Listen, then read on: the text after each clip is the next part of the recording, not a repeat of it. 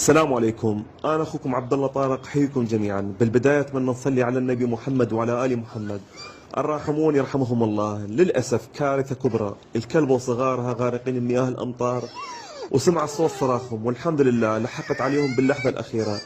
نقلت الصغار داخل الغرفة وشغلت التدفئة وجمعت الصغار كلهم وبديت أنشف جسدهم من المياه، وكانت حالتهم يرثى لها، يرجفون وحاراتهم منخفضة بسبب مياه الأمطار منذ يومين لم تتوقف في شمال العراق.